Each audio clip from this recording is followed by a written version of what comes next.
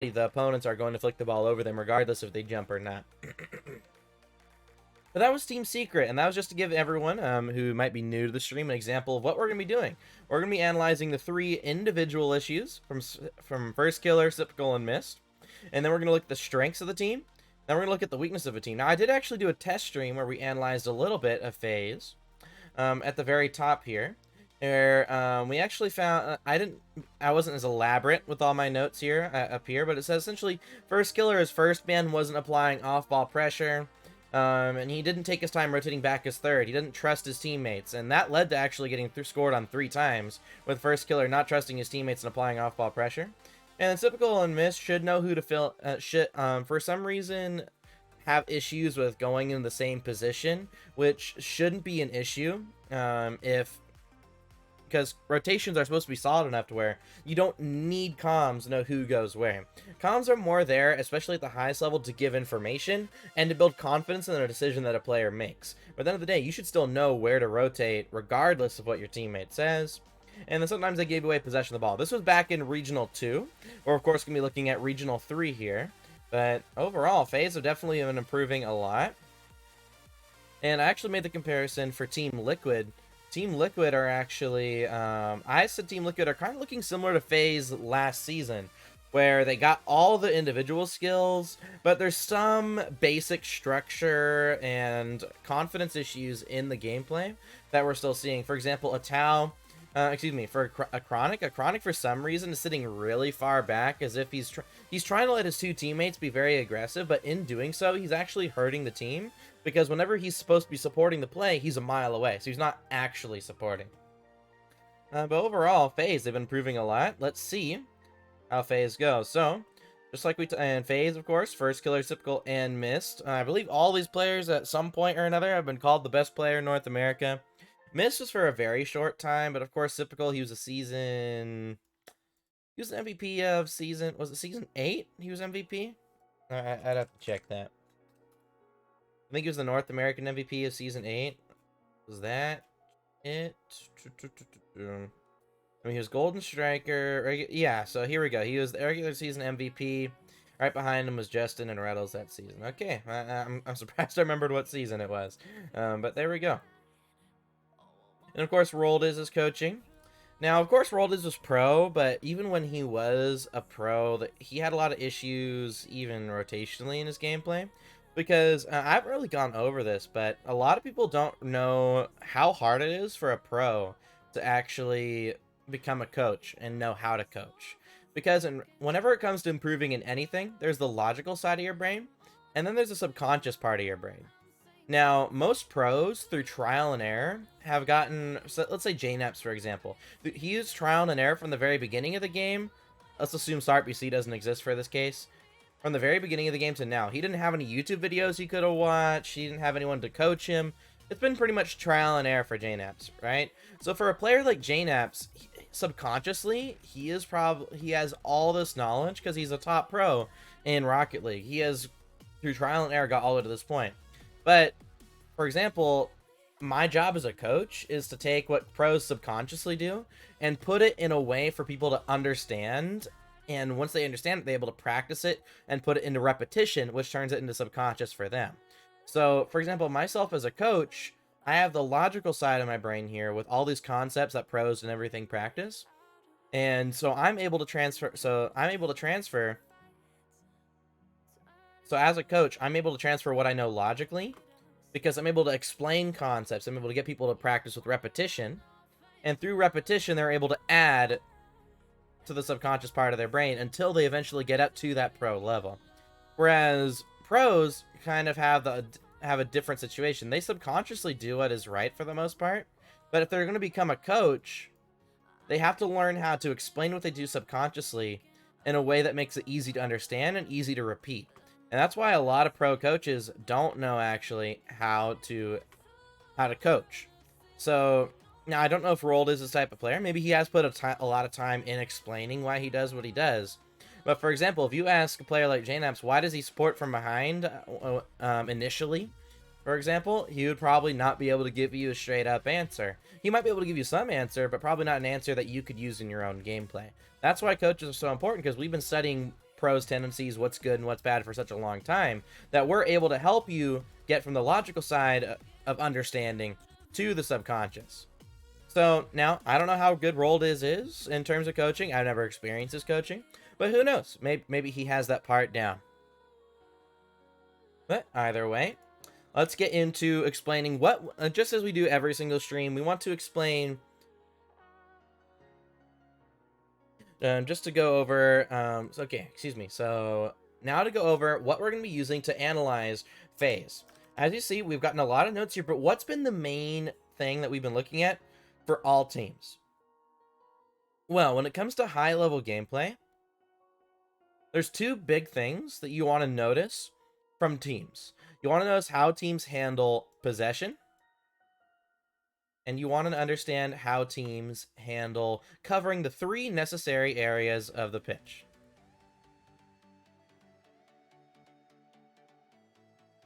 There we go. So, the first question, of course, becomes, how important is possession, right? So, like I said, these are the 2 necessary parts of gameplay that we're going to be looking at to see how well different pro teams do. For example, some pro teams may understand possession really, really well. They make sure they keep possession to the best of their ability, but then they might not optimally cover the 3 necessary areas of the pitch. Whereas some teams, they might be able to cover the 3 necessary areas of the pitch, but then when they're nervous, they kind of just give away the ball for free, which kind of negates the whole rotation. So, what is possession? Well, the reason why possession is so important... Hey, Sprag, how you doing, homie? Welcome to the stream. But the reason why possession is so important is, think about this. In order to score in Rocket League, what do you physically need? You physically need the ball, right? And if you physically need the ball to score in Rocket League, then what's the point in ever giving away the ball just to try and get that ball back, right? There's no logical sense to it, right? Might as well keep the ball the entire time, correct? But there's normally one argument that some people make, or there's 2 arguments, but it's the same principle. Some people say, like, what if you have 0 boost? Well, if you have 0 boost, you should be able to still control where the 50-50 goes, lose the 50 back to your teammate, and we're able to maintain team possession. And then normally the follow-up argument to that is what? It's, well, what if your teammates have 0 boost? Well, in my personal opinion, that means individually they failed on grabbing pads while getting into position. And if that ends up happening, that's more of a failure of them doing their job, rather than something that's wrong with the team rotation and team idea of how rotations work. So that's how we know possession is a necessary part of the game. And that's what we're going to be seeing here with all the different teams we analyze, is how well they handle possession. For example, G1 actually seems like they didn't understand that possession is a necessary part of the game, and a lot of the time they actually gave away the ball for free, which is the reason why teams like Carmine Core and Liquid were able to pretty easily deal with G1. Well, Liquid did go to Game 7, but Liquid also have some more individual inconsistencies, which can cause some issues. But Liquid, at the end of the day, they still won their series. But here we go. Now going into what... So, of course, we talked about possession being necessary. But what about the 3 necessary areas of the pitch? So, what are the 3 necessary areas of the pitch? Well, 1 is, of course, the ball. On defense or offense, we want to make sure that we're covering the ball, trying to get possession or keep possession. We want to cover support. And then we want to make sure off-ball pressure is being covered. Now, of course, I think everyone understands why there needs to be a ball person. But why is support and off-ball pressure both necessary parts of Rocket League? Or how at least do we handle both? Because I think most people understand support is a necessary part of Rocket League, but people think of support in very different ways. One very old way of handling support is like this, where you have one player cover the 50 part of support and one player cover the pass. Another way that people used to think about it is people used to think they're covering the best option and the worst option. Well, at the professional level, a team should not be preparing for the worst. They should be trying to execute their playstyle and individually trying to improve, right? So that's one issue that with using best and worst case scenario. But even just using this as a playstyle, what's the big thing we're missing? Well, the big thing we're missing is off-ball pressure, but we'll explain why that's necessary in a little bit. Let's talk about just this in general. Well, when does second man become useful? Right? That's the question. When's the only time second man's useful? He's only useful if the ball actively goes to him, right? If our teammate solo plays up the field, he continues to not really do anything. And if our teammate loses the 50 here, he was completely useless because now he has to fill in. Because he has to fill in behind his teammate here. Whereas this guy would have to come across in a playstyle like this and cover the passing option. Which, of course, is just very, very complicated to understand. That's one issue. He only is useful for a pass. And you're like, well, what if this guy doesn't pass and you go for a demo? Well, that's where we see an issue with flow in Rocket League. Not a lot of people understand this, but flow in Rocket League is very, very important. And the main reason for this is because of momentum in Rocket League. Because in Rocket League, just with momentum alone, our sphere of influence in front of us is vastly bigger than behind us. And if we add in boost to that, our sphere of influence grows even bigger compared to without boost. But even in normal sports, for example, like hockey, there's something where they try to start the cycle, where they try to keep momentum going with the puck going around the net in hockey. They try to pass across, but they still try to, even when they pass it across, they're just switching momentum and flow in the other direction. But either way, they're always trying to keep momentum. And in Rocket League, since there's boost, it's even more important to keep a solid rotation going in a game like Rocket League. So keeping that in mind, looking at this, how does going for a demo here stop that momentum? Well, think about it like this. Look at just the team right now. Our team's flow is going this direction. Our opponent's flow is going in this direction. Of course, since they're trying to stop us from going into their net, they're going in the opposite direction of us, right? They're trying to stop us, correct? But keeping that in mind, what happens if someone from here goes for a demo?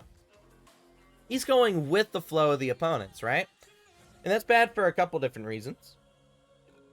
One individual reason is, well, our opponents should be able to just it's a lot easier to avoid demos if both the demoer and the demoee are going in the same direction. Whereas but also another bad idea here with this is that we're going into the flow of our teammates, which means we're getting in their way. And let's say another way of saying it is we have 4 people going in the flow of this team and 2 people coming from the flow in this team. And if I were to ask you just logically, where would you assume that ball would spill out? Well, there's less pressure this way, so the ball would most likely spill out towards this end of the pitch, right? So essentially, the second man can't go for a demo in this situation. He's only useful in regards to a pass, but there's also one other thing. His ball cam's facing this direction, right? So if this third man's rotating in position to apply off-ball pressure, even if this guy flicks his camera just for a second to see if there's anyone there, he might not see that someone's watching mid. He asks for a pass, and let's say that our teammate decides a pass is a good option, and he passes it. That ball's getting intercepted every day of the week. So that's another issue with second man starting here. So keeping that in mind, let's go now into what we want second man to do. So we want support to start close, behind, and facing forward. So I think facing forward makes sense to most players because, of course, we want to face the ball. Because if we're facing backwards and the ball gets hit behind our teammate, we're not going to get, by the time we turn around, our opponent's going to get to that ball first, right? So facing forward is pretty understood by most people. And hopefully the stream's all still looking good. If anyone's in chat can confirm. I believe the stream's going good by what this is showing, but I do want to confirm. But also, continuing on from this point is why do they need to be close and why do they need to be behind? Well, let's go with being behind first. Comes from being behind, we can see the entire pitch, right? And like we talked about earlier, we want to maximize the individual skill of players, right? So in trying to maximize the individual skill of players, we want to try and make it so their sphere of influence covers the most area of the pitch. So with here, he starts from behind, we're automatically covering far more than when we were mid, right? Because right here, we're only useful for a passing option, right? But from here, we can see if the midfield's open or not. And since we can see if the midfield's open, if it's not open, we can continue to stay behind and cover what's naturally being covered by staying behind. We're covering the 50-50. But if our opponent's not there, we can see they're not there and go there for a pass. But even if a pass doesn't come, we can still rotate in behind. And here's how we've maximized the individualism of this second man or the support role. Looks good to me. Thank you so much, Sprag. But here we go. Keeping in mind that we're now supporting from behind. We have someone on the ball. And this support player is able to cover both options. So here we're covering the 50 and the pass, which in turn allows our third man to be more useful than because originally he was just covering a 50, right? But now we have all 3 players being useful Because now he's going to be useful here. He's going to apply off-ball pressure. This person's going to be on the ball. This person's going to be supporting, whether it be a pass or a 50. He's able to cover both. Because even if someone's watching mid, he just stays behind. But if someone's not watching mid, he can go there for a pass. But if a pass isn't coming, he can still go in behind. Covered by one player. Maximize the individualism, right? And with this look, the entire pitch is covered this way. Whereas if we cover it, this is a very old style rotation. I've heard it in called Dignitas rotations, Vitality V. It has a bunch of different names. But if we're looking at this, we're only covering this part of the field for the most part. Compared to if we're supporting from behind, we're covering the entire pitch for the most part. That's because the third man's going to apply off-ball pressure, and of course we're going to push the ball forward. But there we go. That's why support is behind and facing forward. But why does support need to be close? Well, imagine I throw a basketball at you, for example. Are you going to hold your arms completely locked out, or are you going to catch the ball in your hands as you're bringing it close to your chest? The latter option, right? You're going to catch it in your hands as you're bringing it close to your chest. Now imagine you're holding an infant, a baby, a newborn. Would you be holding, if you hold your arm straight out like this, would you be holding a baby straight arm like this, arms locked out in front of you? Or would you bring the baby close to you, cradle the baby, and make sure they are safe? Be the latter option, right? Now, can you catch a basketball with the arms locked out in front of you? Yeah, you can. Can you hold a baby with your arms locked out in front of you? Sure. But is it safe for the baby, at least? No. Is it easy? Is it easier to have your arms locked out in front of you? No, it's a lot harder to do. It's also less efficient, which also makes it slower, right? Now let's keep that in mind in Rocket League. Can we support our teammate from far away in Rocket League? Sure, yeah, we can. But is it easy? No, it's a lot harder. Is it quick and efficient? No, it's not. So that's why we want to support close as well. So keeping that in mind, we want to make sure we're supporting close, behind, and facing forward. That's how support is handled. And we're going to make sure that these high-level teams are understanding that. And of course, why is off-ball pressure necessary? Well, what does it mean to have no off-ball pressure? Well, it means that every time we're in front of the ball, we instantly rotate out, right? Another way of covering it is, well, so another way of saying this is we're only covering this part of the pitch, right? Well, at least in this situation, as we go up the field, we'd still be covering just behind the first and right in front of the third, right? So keeping this in mind, we're only covering this part of the pitch. Another way of saying this is we're giving the other team over 2/3 of the field to do whatever they want. Which another way of saying it is, would you want to give a team like FaZe 2/3 of the field to do whatever they want? Probably not. Would you want to give a team like G2 2/3 of the field to do whatever they want? Probably not, right? Would you want to give a team like, would you want to give just a player like First Killer 2/3 of the field to whatever they want? Probably not, right? That's why off-ball pressure becomes necessary, because even if you don't get demos, there's still boost deals. You can still apply off-ball pressure just by being on the other side of the pitch, because where's all their ball cams facing? The ball, of course, right? Which means that we're applying pressure by presence. They know we're here, but they can't see us, right? So that's a blindside pass opportunity. And of course, we can watch middle on defense, whereas our teammates cover support / net and the challenge, right?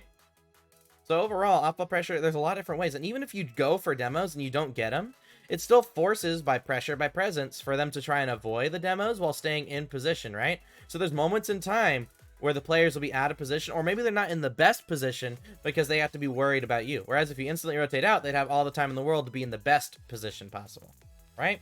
But there we go. That's the two areas that we're going to be looking for. We're looking for possession, or in how a professional team handles that. And we're also looking at how they handle the 3 areas of the pitch, right? Those are the two big ideas we're looking for.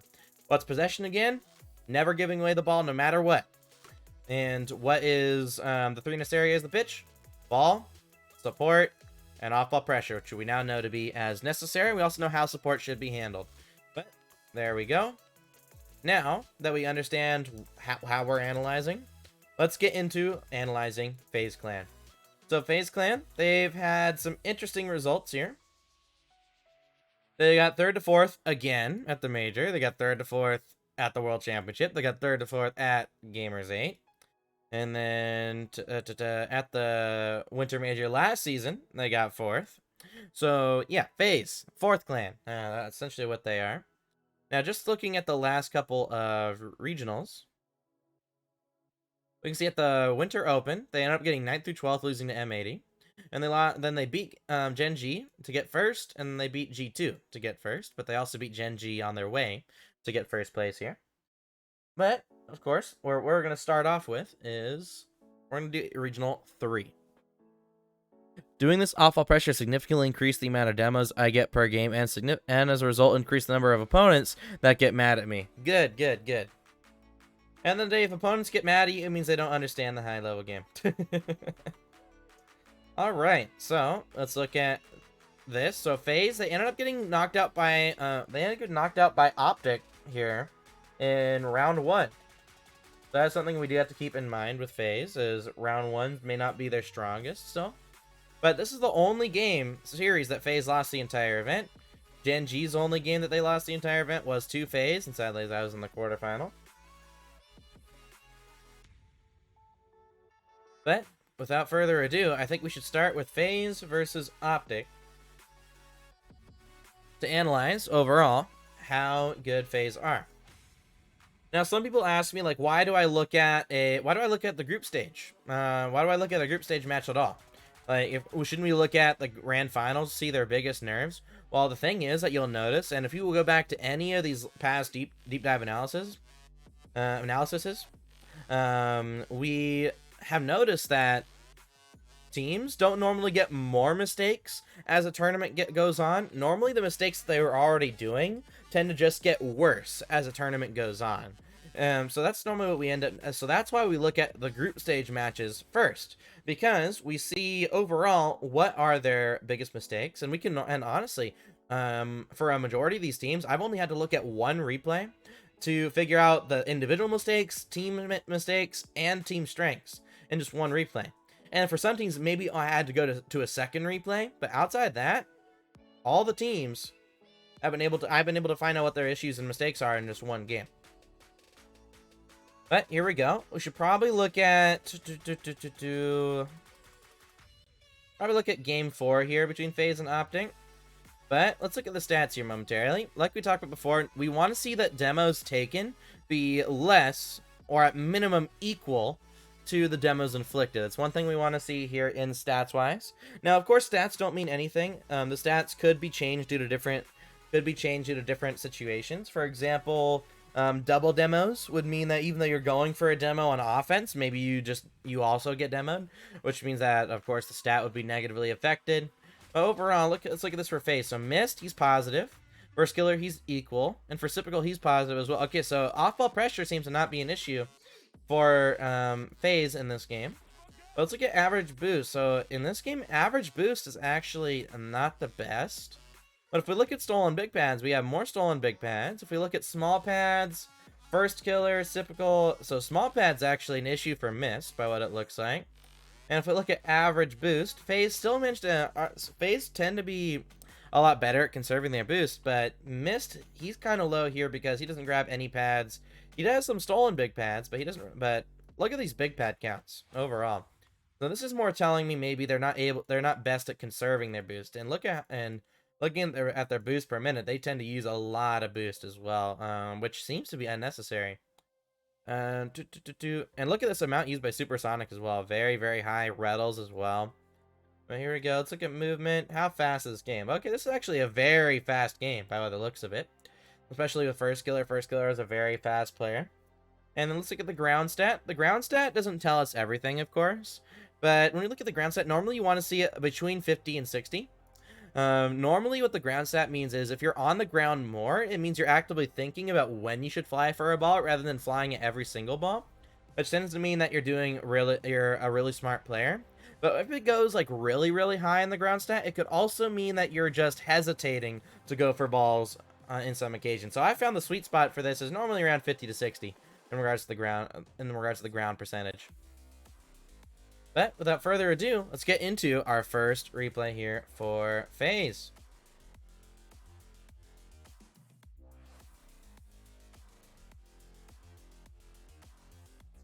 All right. Let's start off with First Killer. Of course, everyone wants to know how good is First Killer actually. So that's normally the question here. So right off the bat, we see First Killer just continues to go for this ball right here, which might show some panic from First Killer. Because honestly, it wasn't that scary of a ball. Typical gets the dest. Let's see how FaZe handle this. Here we go. So we're going to see First Killer fill in second behind Typical. Typical gets a touch out mid. First Killer should now rotate behind Mist. That's fine. First Killer, it looks like he misread how that play was going. Alright. So right off the bat, I am noticing First Killer's rotations aren't as clean as some other teams. And this is, of course, team rotations. We'd have to see if Typical and Mist have rotational issues as well, just to see if it's a team thing. But right off the bat, we're noticing that First Killer is kind of... Oh, that's a double demo and a half. We're noticing the First Killer kind of is just out of position for the most part sometimes. Now, he has the... Like we said, he has the mechanics to do whatever he needs with this ball. So right here, he reads this challenge really, really well. So we can see First Killer, he has a really good... he's really solid individually at challenging the ball, as well as when he has the ball. Where we'll mostly see First Killer's mistakes, I believe, is when we're going to be looking at how he rotates. So right here, he's the ball guy. We should be seeing possession here from First Killer, which we do see possession. Now he's in front of the ball. I want to see some off-ball pressure here from him. That touch is... It's not the worst touch. He has lower boost. But I think he may have felt like he had to go for that. So that's fine. Right here, he's now second. So he wants to be supporting behind Typical here as quickly as possible.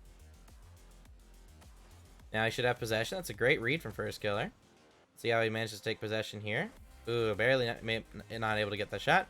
He goes for a big boost for the off-ball press. Ooh, that is not... He felt like he had to go all the way back for a big boost there. So it's not the end of the world.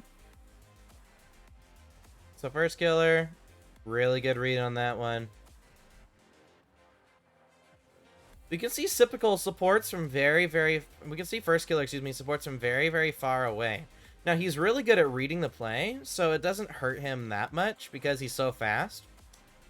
But as we can see, playing against a better team, for example, could allow FaZe to end up losing. But here we go.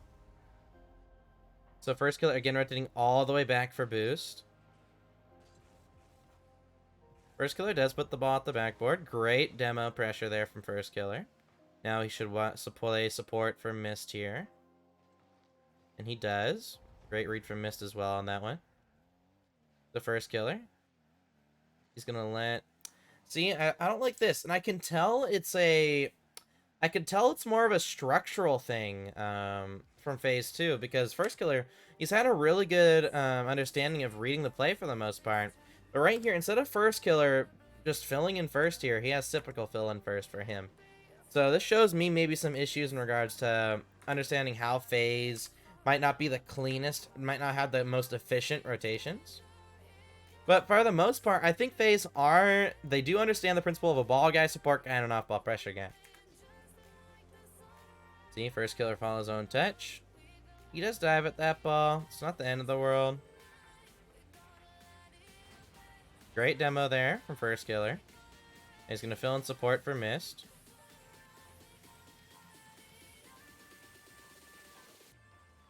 He almost got a complete dunk on the other team. Okay, let's look at Mist now.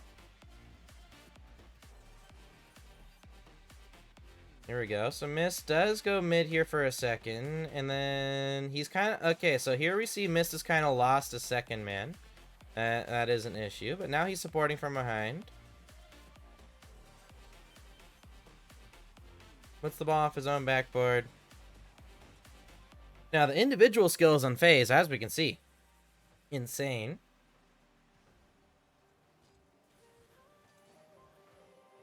Great read by First Killer on that one. Great call out from Typical. So it looks like it's more of a fundamental rotations thing. They understand support needs to be from behind, but they don't understand the closeness in regards to support. Their individual skills make up for their mistakes for the most part here, though. So he should fill in behind Mist. That's good. Now take possession. Ooh, that's a mechanical mistake there from Typical. Here we go. Typical rushes that field. He's now the first man. Waits for that ball. Rotates out. That's fine.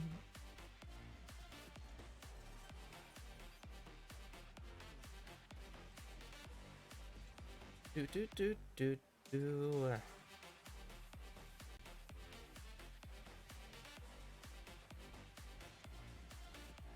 Now, how did this goal go in? That's what we're gonna have to ask here. It looks like it was just a misread. Let's see how... Mist has low boost here. First killer also messed up mechanically there. Ooh, yeah, that is a misread and a half from Mist. Now, we don't know if it's a... If Mist is just bad at reading the play. He's a really good defender, so I highly doubt it. But, let's see. Look at this, as a kickoff goal.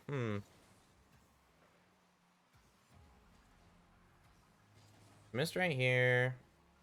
Yeah, so this is what we're noticing. We're not seeing a first man from FaZe, like, ever.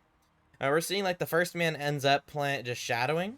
And it messes up the flow that we talked about earlier, about flow in Rocket League, where we want to make sure we have a good flow.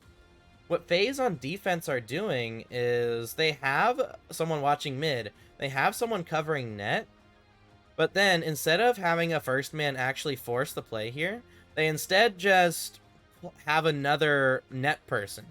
So what this gives is another team so much space. Now, FaZe are covering the midfield pass, but at the end of the day, the midfield pass doesn't matter if you're giving the other team so much space in a situation like this.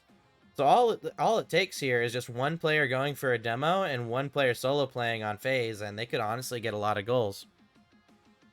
This is a nice tool. Thank you. Yeah, it definitely is a nice tool.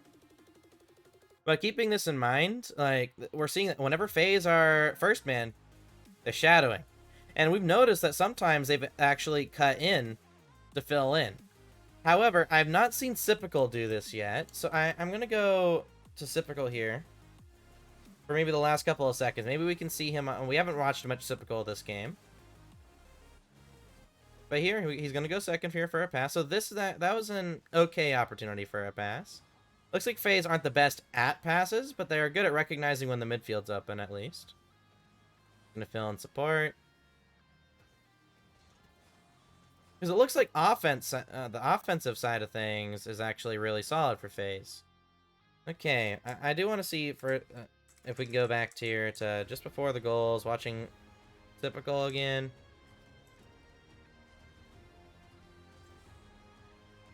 So he has possession here. I want to look at this. I want to see if there's a save here from... That's a good read from Sypical. So Sypical's really good at reading the play, at least.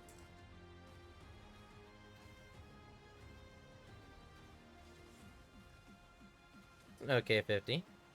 Mist has to make the save, though. Yeah, we can see from FaZe, the support isn't actually supporting. So we actually noticed this from a Chronic, actually, back in day 1 of this deep dive analysis. But honestly, I don't think... we haven't seen one situation... So Sypical's really good at... So Sypical understands that first someone needs a challenge here for his team. So that's good. Sypical at least understands that.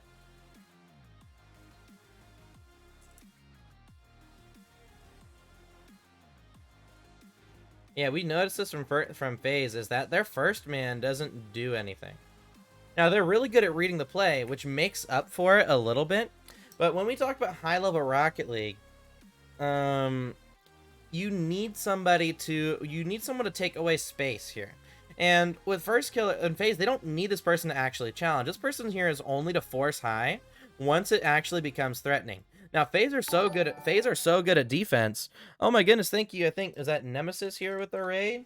Thank you so much, Nemesis, for the raid of the party of 2. Nemesis, how was your stream, homie? Welcome. Welcome to this stream, and how was your stream?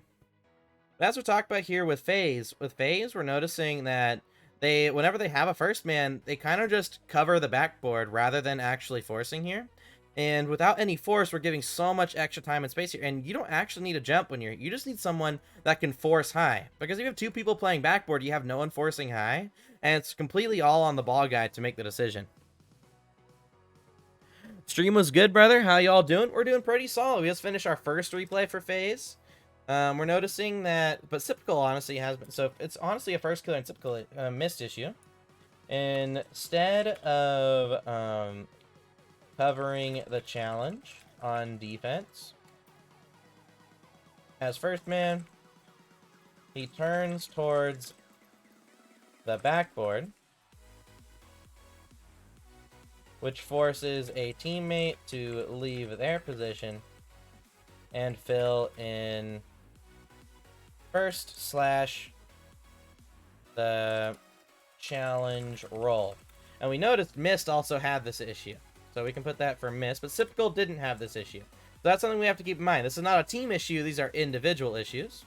And then for First Killer as well, we saw an idea of whenever First Killer is not the best at recognizing the most effective way to apply off-ball pressure. Which is weird, because if we look at Team Secret, one of Team Secret's strengths is all 3 players are great at recognizing the best way to apply off-ball pressure. Oh my gosh, Nemesis' name is black on my phone, and I can't see it. But here we go. Wait, looking at this, so First Killer has an issue with not recognizing the most effective way to apply off-ball pressure. But the strengths of the team, individually, all 3 players are fantastic at ball possession, challenging the ball, and goaltending. Weaknesses? Oh, the team is also great at recognizing passing opportunities, which in turn makes FaZe's offense more dynamic than just using their mechanics or solo plays. So, a lot of solid stuff for strengths on FaZe, but looking at weaknesses, as from the team as a whole, looking at weaknesses, the support role on FaZe is not completely understood.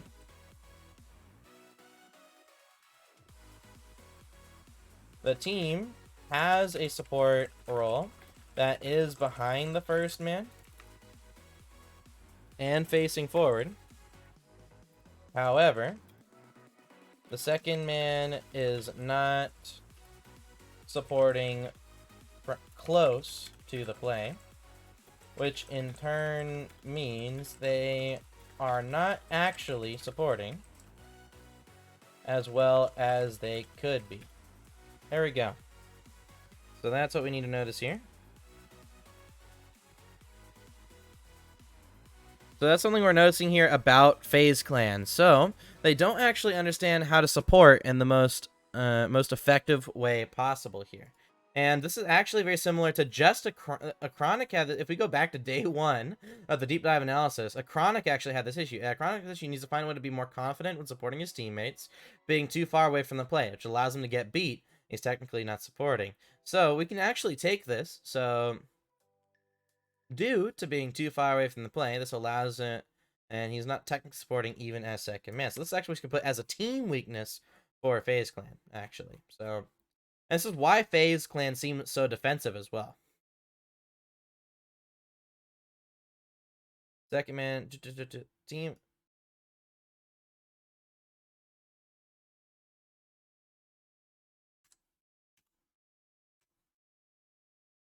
Oh, looks like the music stopped here momentarily. Let's that. There we go.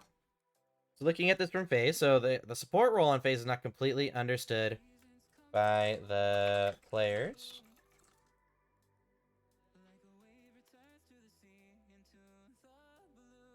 The team has a support role that is behind the first man and facing forward.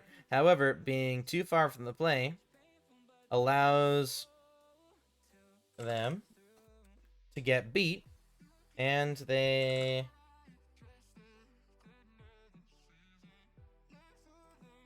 are, subject verb agreement, are technically not supporting even as second man due to the distance from the first man. So that is actually a big issue from FaZe Clan, is they don't actually support, they're not actually supporting their teammate for the most part. Now they're so good in, so here's what we can put here. Individually, FaZe Clan are so good mechanically and at reading the play that they can actually make up for their weaknesses in rotations and structure. But I think, oh, for Mist as well, if Mist decides to go middle for a pass, he, and if a pass does not come, he looks lost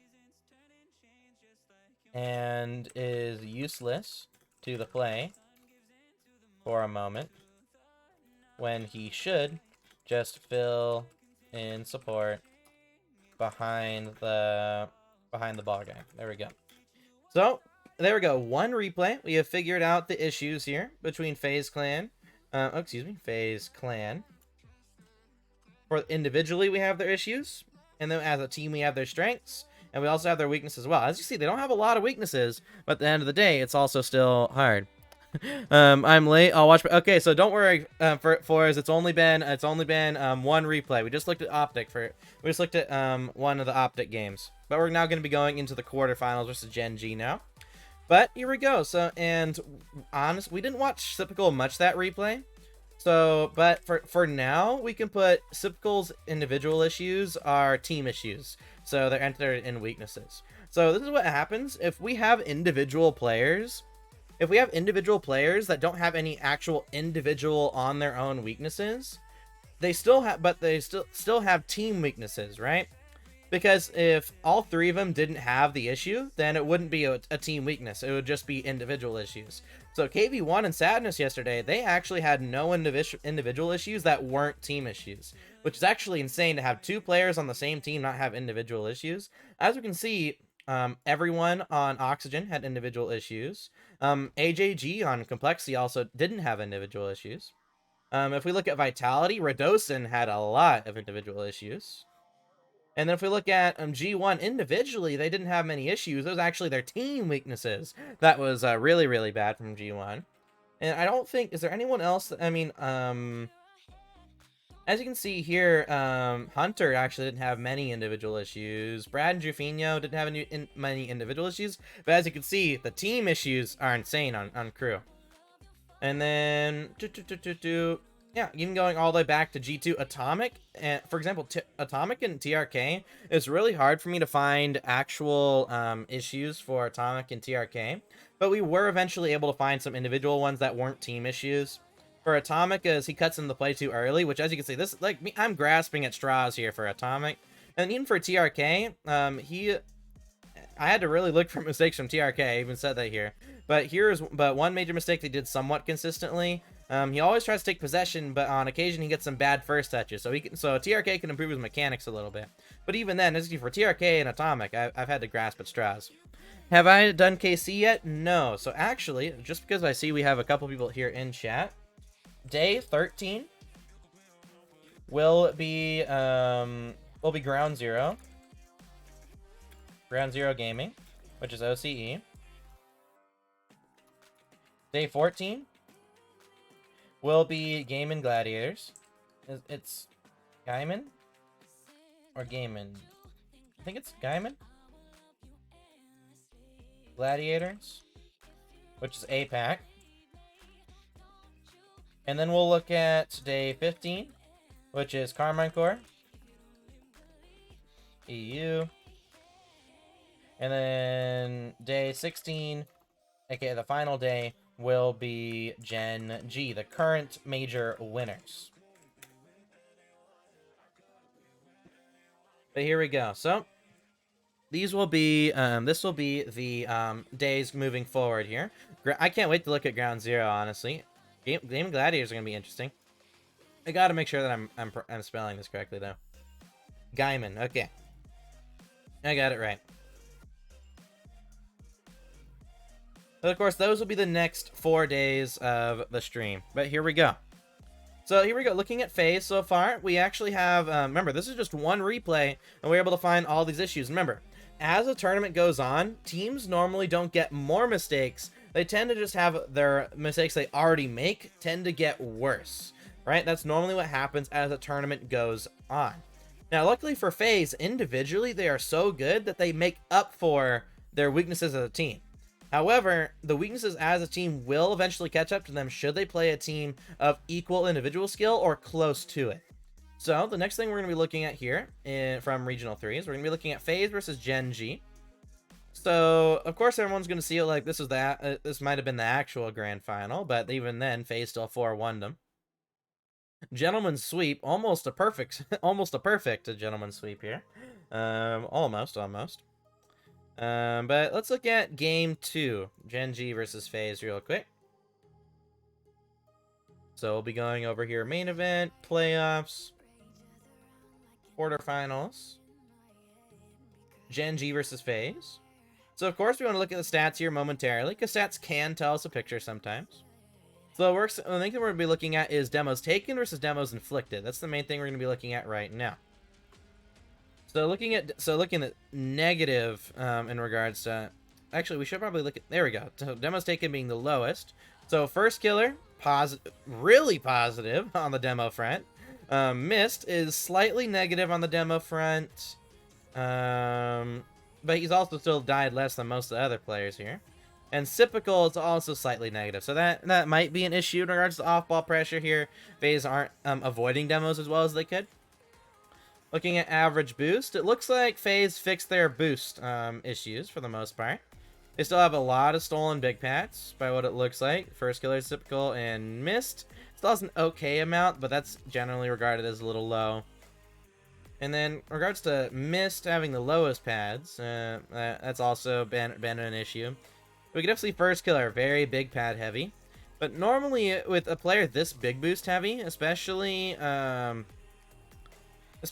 their own end of the pitch, you would normally expect players like Mist and Sypical to be the highest in small pad count, which Sypical is, but Mist isn't. So maybe there's actual boost issues with Mist. That could actually be an issue. Yes, Imminent. I saw that I saw that you sent me DMs. Let me check real quick in regards to 6 PST.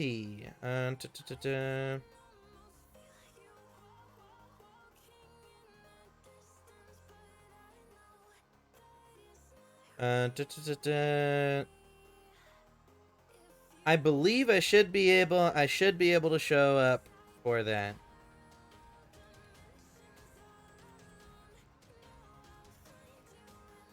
Although I will say, since I haven't done a replay review with y'all, then it would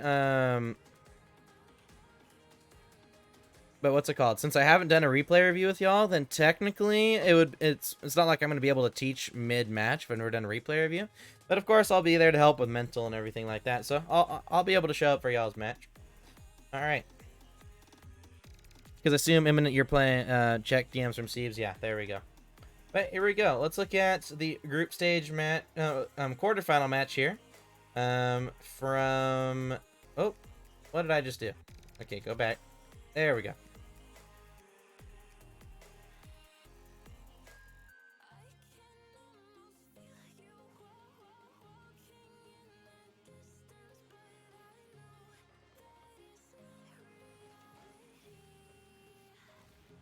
Alright, so I think we should be good on regards to that front. So now let's look at, I'm going to start here with Sypical, since we didn't get to look at him a lot last game. Scrim at 5, and match at 6 if you wanted to. I think I might be coaching at 5, but if I'm not, then I will be there for the match. I'll be there for the scrim too. Here we go. Typical. Great read on that one. He ends up forcing that to first killer. First killer pops the ball up. Great demo here from Sypical. Oop. Missed mechanical touch from Sypical. If anything, the one thing that we could have put down for Sypical from the last replay is Sypical could improve his mechanics. I feel that's the one. It's really weird to say that, because Sypical, of course, has been regarded as mechanical for so long in the Rocket League scene, but that's one thing that Sypical could improve on is his mechanics, because we saw a lot of bad first touches going from the last Optic game. Here we go. Sypical does force that ball over. Back over now to Mist. Mist tries to maintain possession. Sypical hopefully... first killer just cuts in. That's something we noticed a little bit from first killer, is he kind of cuts in unnecessarily. So that might be something we have to put down for first killer individually.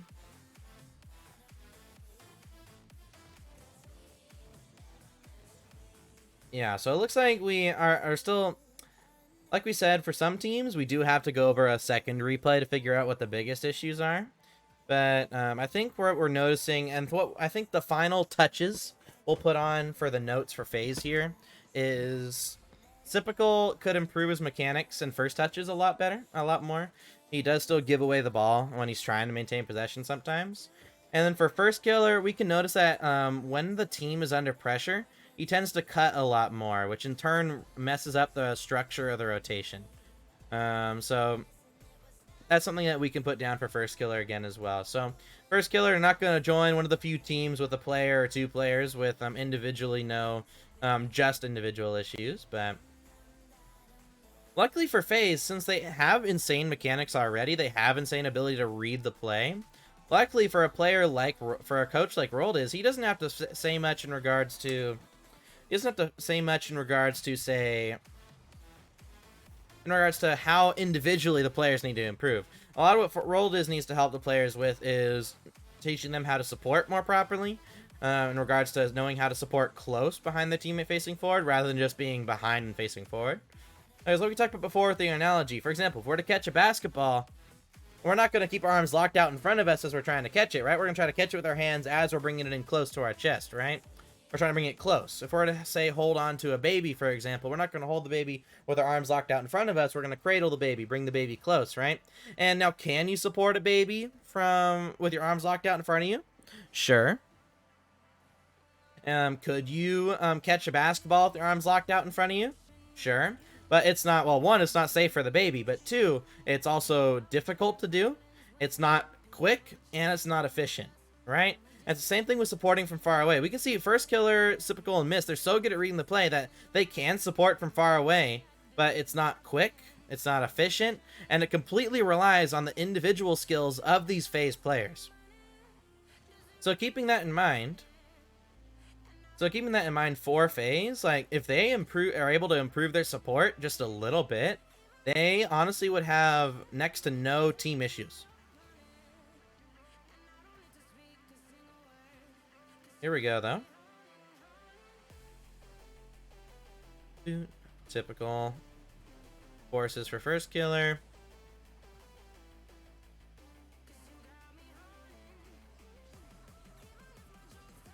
For a Typical, looks like it's a misread, so we are noticing under pressure, Typical is having a harder time reading the ball and mechanically. So maybe that's what we can put for Typical. When the team is under pressure or nervous, his mechanics and ability to read the play drop off a little bit. I think that's one thing we can put for Typical.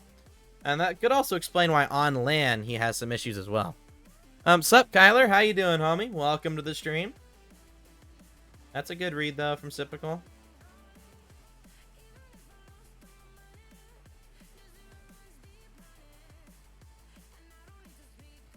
Here we go. Apparently Jack. Gonna put that over to the side.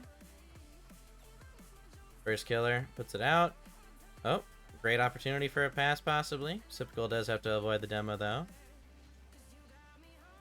But yeah, overall, FaZe definitely have improved a lot. Hello, Wolfie. How you doing, homie? Welcome, welcome. Welcome to the stream. But FaZe Clan, they're honestly looking like a very solid team. They have a lot of individual things they could fix.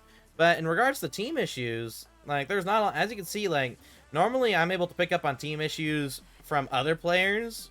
But just by watching, like, for example, I'd be watching Mist and I could notice something from Typical. Oop, passing opportunity to First Killer, and follow from Typical, goal. There we go. So here we go. We can clarify some things. So for First Killer, when the team is under pressure / nervous, First Killer tends to cut into the play unnecessarily, which in turn slows down the flow / momentum of the team, and can mean one of the necessary jobs is not being filled. Example for this would be first killer cuts unnecessarily into the second man role, which leaves no one covering the off-ball pressure role. There we go. So there we go. First killer actually does have a decent amount of so what first killer's issues are, of course, we see that first killer does have a lot of individual issues, but they're all individual smart issues, right? But in regards to, say, his mechanics, there's no issues with first killer's mechanics. When it comes to reading the play, no issue with first killer reading the play, but we can see when first killer gets nervous, or the team gets nervous, or under pressure, he tends to cut unnecessarily. And for Reciprocal, when he or the team is under a lot of pressure / or is nervous, Reciprocal has issues with controlling the ball mechanically and has a harder time reading 50-50s. He's still able to read clears pretty well, but when it comes to 50-50s and solo plays, there we go. So I think we have now finished our notes here from first killer / fourth killer and fourth clan. But of course, this is the most amount of regionals FaZe have won an entire season. FaZe in the past, I believe, FaZe only won 2 regionals last season, and they've already won 3 this season. So it does go to show FaZe have improved a significant amount. And granted, both the last season's wins were with, one was with Lucian and AJ, and one was with Reciprocal and AJ. So of course, first killer, he has a lot of regional wins under his belt at this point, even with Rogue way back when. But everyone, just with the people in chat, does anyone else, do we want to look at one more game? Do we want to look at one of these 1-0 games for FaZe vs Gen G, or should we move on to complexity?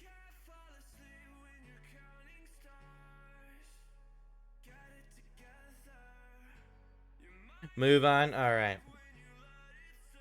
Now we can look at, so as we can see, FaZe versus complexity is very, very close. And now that we have notes for both teams, we can actually compare them pretty easily here. As for complexity, they don't really have individual issues. A lot of their issues come down to team issues and not being as dynamic and mechanical as other teams. So complexity are still really, really good, but they're not as mechanical as, say, FaZe. They're not as as we can see, FaZe, they have a lot of strengths and not a lot of weaknesses. Whereas we can see complexity, they have about the same amount of strengths, but a little bit more team weaknesses. Now, complexity do have a little bit more less individual issues, but one of FaZe's strengths is making up for some mistakes that do end up happening. So keeping that in mind, we can understand why FaZe is able to beat complexity. As we can see, they're barely able to beat. It's 2-1, 1-0, 2-1, 2-1. Like, this series here with complexity could have gone completely different. And who knows? Maybe it could have just been a bad day for complexity as well, right? Because they 4-0 Dignitas and then they got 4-0 themselves. So it could have just been a bad day because quarterfinals are one day, semis and grands are the next day. That's something to keep in mind.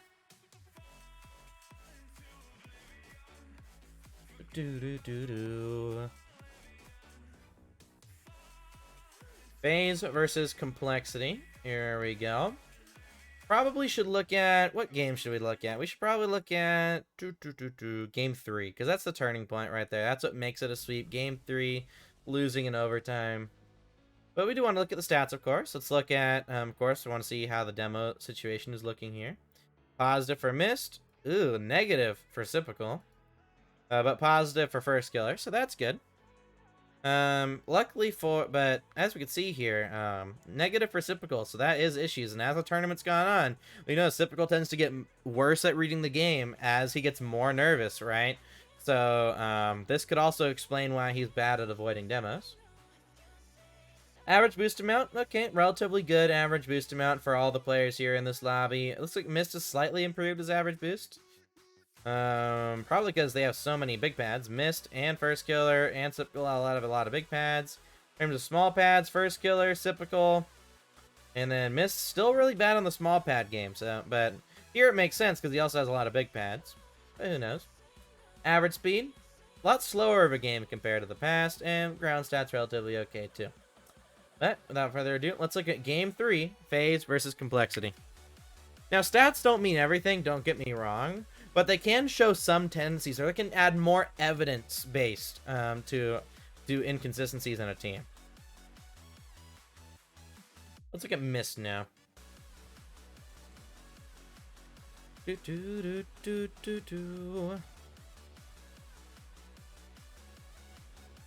Great read there from Mist. Tries to cut it around, sets up first killer. Great off-ball pressure here from Mist. Now we want to see Typical maintain possession here. Does he maintain possession? Yep. We do see first killer fill in for a second there. Yeah, we can see, again, we're seeing a situation here with Mist kind of being lost, but it could also be first killer for some reason just cuts into play here. So we could be seeing two issues. Mist kind of looks lost, and first killer cuts into the play unnecessarily, because Mist should have been able to support from behind facing forward here. And if that had ended up happening, what we would have been able to see is we would have been able to see typical apply pressure. We'd have probably seen Mist go onto the ball, since he was here, but with first killer cutting in, he ends up having to rotate out mid, and it's kind of now just, it was kind of useless to the play now. But what we could have seen is Mist up here on the wall supporting, typical apply up all pressure, and first killer fill in support. We could have had all three areas covered. But as we can see, either whether it be the issue of first killer cutting unnecessarily or Mist just being lost to second man sometimes, no matter what the issue was, or maybe it was both, we are seeing some inconsistencies in regards to the structure of FaZe. But we can say when it does come to FaZe, the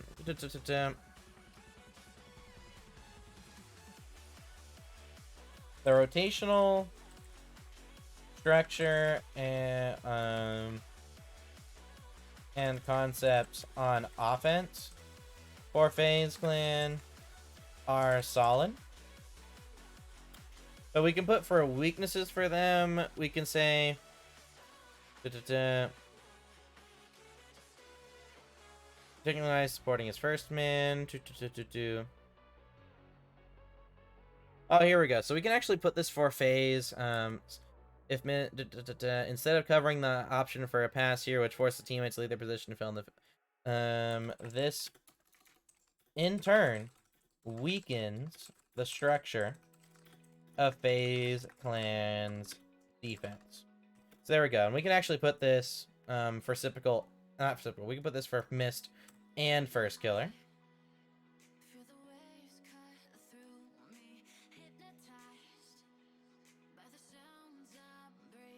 And everyone, this is not me adding on. This is just me. This is me more clarifying what we've already written down for these players.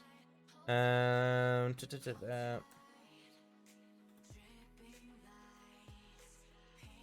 I'm sure not a lot of people are expecting this many individual notes from first killer having issues. But, I mean, who knows? Maybe some of y'all expected first killer to have more individual issues than some players. Because I know a lot of people have been talking for a long time about first killer individually having a lot of issues. But not a lot of people actually like go into it and say like, oh, these are his issues, these aren't his issues, etc. Here we go. Mist does turn back up here. Looking for a bump on AJG. Missed the boost. Oh, turns back for boost. It's whatever. Here we go. He is supporting his teammate here. Then he kind of rotates out. So it does look like your FaZe are supporting a little bit closer than they were, say, against Optic. So they are actually supporting fairly well. As you can see, it's very their support is very inconsistent. So that's why, like, even right here, like Mist, he should go behind Typical if the pass hasn't come. Okay, there we go. As we can see, first, like, FaZe Clan, they're not making the same mistakes every single time. The issue is that it's happening multiple times a game, multiple times a series. That's what makes it an issue. And as players get more and more nervous, you'll notice that those issues tend to get even worse and even more prevalent. And if we're seeing issues in the Optic series at the beginning of a tournament, they're only going to get worse as the tournament goes on. So looking at the game, looking at it like that, we still see FaZe and First Killer, Mist, and Typical. We saw all three of them. They don't make the mistakes that we're putting down for them every single time. But for a pro, making the same mistake multiple times a game at least for me, is too much. Because, of course, humans aren't perfect. But at the end of the day, there's some concept, there's some tendencies that we should be able to tell. For example, the thing that we're noticing in FaZe and FirstKiller and Mist and Sypical, we're not noticing those same mistakes in other teams. Now, some teams do have the same issues, but at the end of the day, some teams are able to execute what FaZe Clan are not able to do consistently. Here we go, Mist rotating back for a big boost. I think that's something we do have to put for Mist is he's also wasting a lot of boost in situations as well. You just waste a lot of boost. Yeah, so I think that's something we do have to add on here momentarily for Mist. Boost control needs to be improved. Makes Mist big boost blind, which can also weaken the structure for FaZe Clan on both offense and defense. Luckily for Mist, though, FaZe are so good that even though there are issues individually, they also are so good individually that they can make up for it.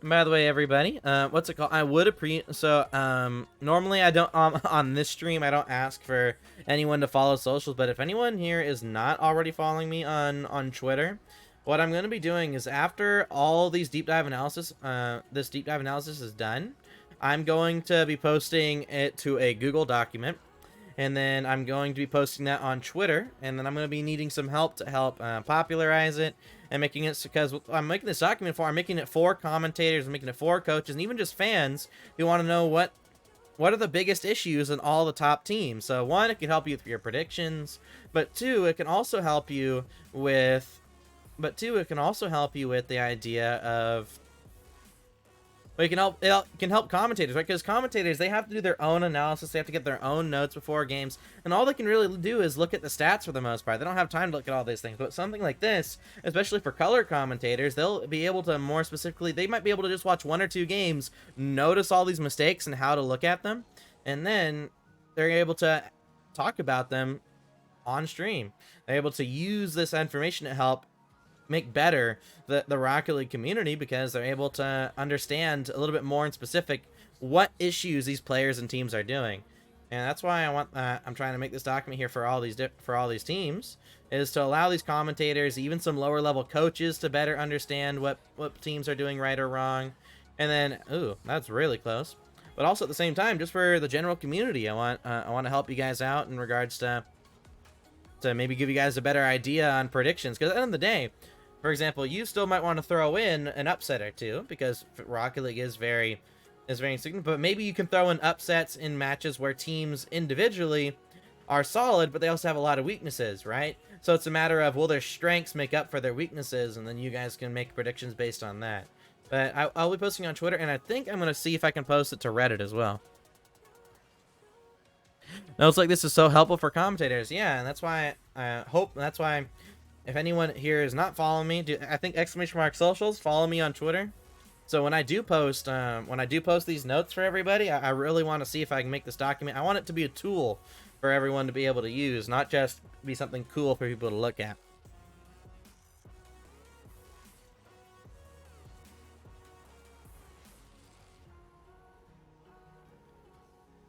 But here we go. FaZe, FirstKiller, Sypical, Mist, all of them looking extremely solid. And but it looks like here, because this is at the same time, like when we look, like right after this, like FaZe, if they lost this game, Complexity could have easily come back here in this series. So FaZe were feeling really good individually, and I can tell they're feeling really confident here in this game, and that's really good for their character, being able to be confident in a semifinal. And even Sypical, because we've seen issues here with Sypical, but even then, we're still seeing confidence.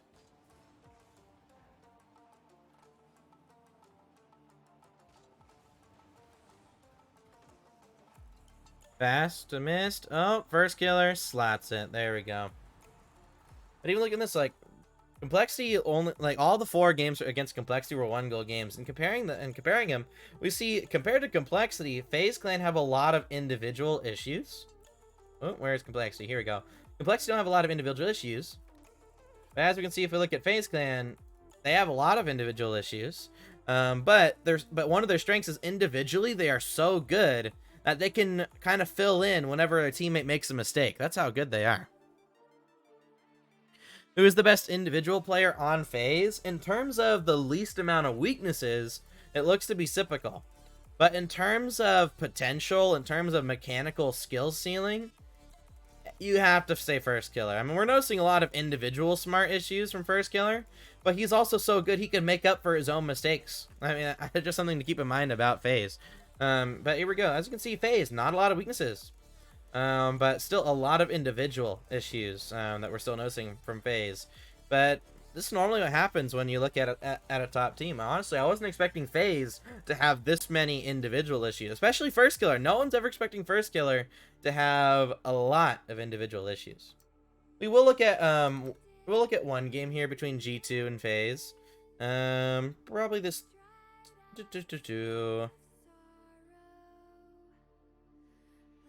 Look at the final game. There we go. Look at final game. FaZe versus G2.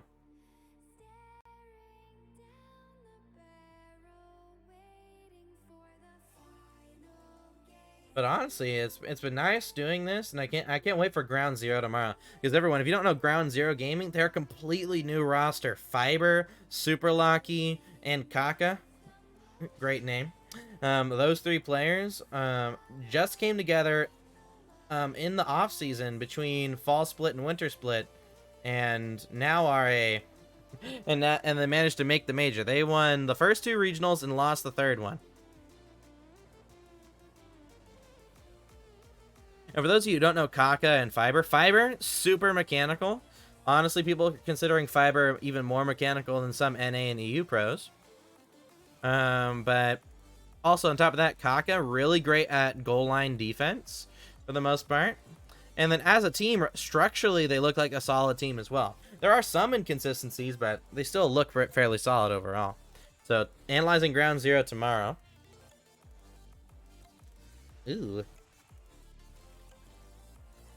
The missed over to Sypical. Oh, this, I think I remember looking at this. This should have been a free save here for Sypical.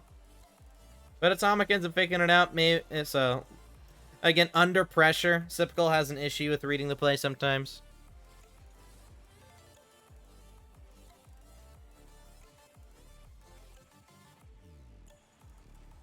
Look at the mechanics. This is why he's First Killer, folks. He may have all these individual issues, but at the end of the day, there's only a few players that can do that on a full-on pro team.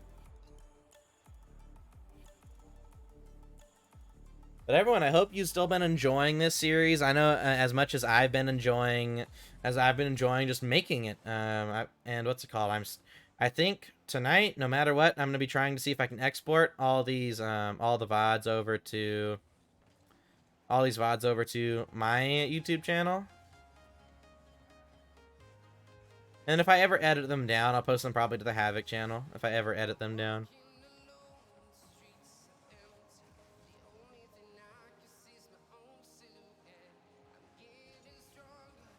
Step by step. Oh, that's a very solid goal from G2, because G2 is still fantastic at passing plays. As we can see, since First Killer is rushing back, that is what's causing an issue, and we've actually written that down for First Killer a little bit now. First Killer has issues with cutting and rotating back a little bit too quickly, which is leading to G2 as a very structural and rotational team to be able to counteract that. At the same time, First Killer is just so good individually, he is going to create so many opportunities for his team. He actually almost got the beat there, which could have been a goal.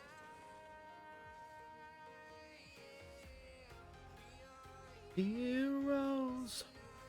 Back to Sypical. We're gonna fill in support here. Fill in the 50. So this is really good. Everyone, we saw Mist here. Mist looks really weak whenever he initially goes mid. So if we look at it from this angle, what normally we want to see here from the second man is we have, of course, a ball guy, but we want the second man to support from behind. When you support from behind and you notice the midfield's open, which First Killer, he notices midfield's open, so he initially goes mid for a hit pass here. But once you know a pass isn't coming, you have to go right back in behind to cover that 50. This essentially allows, if there is a third man upfield, to apply off-ball pressure as they rotate out. You have all 3 areas covered. Now, Miss is for some reason back here grabbing big boost. But it's something that First Killer is really good at. He notices if there's a passing option, but once the pass isn't there, he goes right back in behind to cover that 50-50. Whereas we notice Mist, he'll start from behind, notice a passing option, but then kind of get lost, and instead of rotating back in support, he'll just kind of like do nothing for a little bit before he just rotates out. And but Mist issue could be caused by First Killer cutting into rotation, because the Mist initially goes mid, and First Killer just kind of cuts in behind, then it kind of makes Mist feel like he kind of is lost and has to rotate out. But maybe First Killer cuts into second here because Mist is normally lost in the situation. Now, we don't know why the issue is a factor, but we notice both players have this issue. First Killer cuts in too early. Mist looks lost as second man once he goes for a pass. Here we go. First Killer supporting the 50. Gets a pass out. Bang! Look at that. I mean, that's one thing that we're noticing. The strengths of FaZe are insane. Is just me or FaZe losing a lot of 50s in this game? Well, yeah, they are losing 50s, but they're losing it to teammates, so all that is maintaining possession. Because losing 50s at the end of the day is not a bad thing. As long as you're maintaining team possession, it's actually something you can do in your own games. If you know your teammate's behind you, and you can't get the ball past your opponent without giving it away, lose the 50. Especially if you have 0 boost, it's a really good thing to do, because even with 0 boost, you can still lose a 50 to your teammate. Looks like Typical's mechanics. Issue under pressure.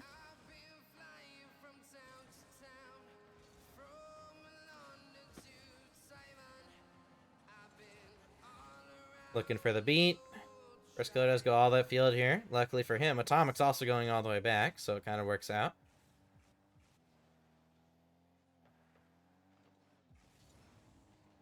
Here we go. Typical gets the beat there. As we can see, G2 are looking fairly solid here in these matches. Honestly, if G2 wins this game, it could have been a completely different series. Could have gone all the way to game 7. Which is why for people who are saying that G2 are super behind the pack right now, I think G2 are just slightly behind FaZe and Gen G right now. Just slightly. It's not a huge gap. Because even though G2 have been 4-1, 4-1, and a 4-0 or whatever recent times by Gen G and FaZe, we have to keep in mind that G2 individually just aren't as good as Gen G and FaZe. Just individual mechanics side of things. So in terms of rotations, G2 are actually better than FaZe. We haven't looked at Gen G yet, but in terms of rotation and structure, G2 are actually better than FaZe. The only difference is that G2 individually are very, very weak. But at the same time, both teams have a lot of strengths. So essentially, if we were to list out strengths and weaknesses right now, G2 have really solid rotations. They have they probably have some of the best rotations here in the entire world. And they are very dynamic offense, so they're able to mix up solo plays and passes. FaZe aren't that good structurally, but they still have a very dynamic offense, and individually they are way better than G2. So keeping that in mind, and FaZe structurally still aren't that horrible, right? They're still not that bad structurally. So keeping that in mind, since they're not super bad rotationally, and they're individually way better, and both teams have a great dynamic offense, FaZe are most likely going to win that. Now, if G2 individually are feeling good that day, G2 can win, right? Which is why G2 and FaZe, I would say they're probably going to go to Game 5 in the group stage, and G2 always do better on NA LAN. So if G2 and FaZe meet up in that third round, I think G2 will. I think it's fair to say G2 will end up going to Game 5 against them.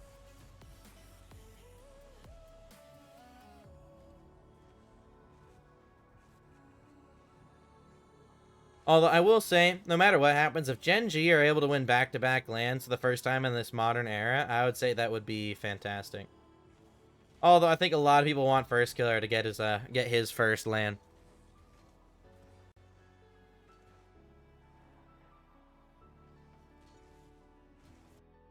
For me, I want OCE to win, but I don't know if that's going to happen. But here we go, guys. We can see, looking at our initial predictions, FaZe, we saw, tend to be weaker in round 1, but at the same time, structurally, they look good enough, and mechanically, they look good enough, to where they should be able to beat G1. especially with how weak G1 are looking. So 3-1 for FaZe, that's respectable. FaZe will get warmed up for round 2. They structurally have just more strengths and less weaknesses than Crew. Crew actually have less individual issues, but a lot of their team issues are also individual issues, so FaZe should still win that. And then I had them go into Game 5 against G2, which I think is pretty respectable. And I think after analyzing, because comparing G2's notes to FaZe, because we see FaZe a lot of individual smart issues, but their structure is still okay, and they're so individually good, and it kind of makes up for it. But they also have a dynamic offense. G2, for example, going all the way back here. Individually, they don't have a lot of issues, but mechanically, they're just not as good as other teams. And even though the rotations are really good, the rotations still aren't like miles better than FaZe. They're only just more consistent than FaZe. And individually, they're just not as good as their opponents on occasion. So, all it really means is if G2 individually show up to the major, they're gonna win. So, and G2, they showed up at the last winter major when most people didn't think they would be amazing. They ended up winning, of course. So I think this would be a great opportunity for G2 to win here. Then playoffs, I have FaZe 3-0ing Secret. I think after looking at comparing these notes, comparing Team Secret to FaZe, we can see that Secret don't have a lot of individual issues.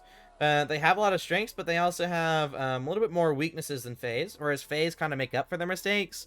So I think maybe, hello, Matthias, how you doing, homie? So I think that'll be one thing I change here, probably Secret versus FaZe. I'll probably make that go Game 4, Game 5. Probably Game 4, just because FaZe have been looking a lot better on LAN recently. Especially at a North American LAN, I expect them to do really well. And then FaZe versus Carmine Core. We haven't analyzed Carmine Core, and I believe we're looking at Carmine Core. What day are we looking at Carmine Core? So, day 15. So tomorrow, Ground Zero. The day after tomorrow, Game of Gladiators. And the day after that, Carmine Core. So, we'll be able to compare that then. So, still yet to see. But, for example, we compare FaZe to Oxygen. I think after looking at these stats, individually, FaZe are better. Individually, FaZe might be considered to be the same level as Oxygen, but Oxygen have worse individual issues, and they don't have a lot of strengths, and they also have more weaknesses. So FaZe should win that. So at least that prediction still stands. And of course, after day 16, I'll be making my follow-up predictions. Good. How about you? I'm doing well. I mean, you kind of showed up here towards the end of the, pretty much right at the end of the stream here, Matthias. But everybody, this will be the notes here for today. And I want to take some time here. Is there anyone in chat that has some questions that you have about FaZe or anything like that, or even some of the other teams you want me to show you the notes from other teams? Here you can of course see the teams that I haven't done notes for yet. But for example, the other teams. Anyone have any questions that you guys want to ask me before we end off the stream? I'll take a moment here just to wait for that, but to see if there are any questions. But overall, it's been a fun time analyzing FaZe today. We're continuing to kind of break barriers here. First killer being individually having more weaknesses. Now, if we wrote individual strengths, that would take way too long to write down individual strengths, but a lot of time we can put strengths as a unit up to the whole team, whereas we can put weaknesses up to the other things. For example, first killer, he has all these individual weaknesses, but he also just has so many strengths that it just makes up for it. But looks like we have no questions, so unless people are writing up a longer question, so I'll wait just a couple more seconds here. But thank you so much to everybody who's shown up to the stream today. It was a fun stream. Tomorrow we will be going over Ground Zero Gaming, which is a very fantastic team. But overall, looks like we're not seeing any questions. So hopefully you all have a great rest of your day. Tomorrow we'll be going over Ground Zero Gaming, so make sure to show up for that, especially if you've never seen Fiber or Kaka play before. Fantastic players.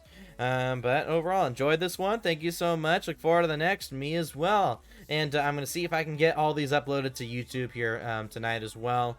But overall, yeah, hopefully you all have a great rest of your night. It's HVCLuc signing out. Have a great day, everybody. Peace.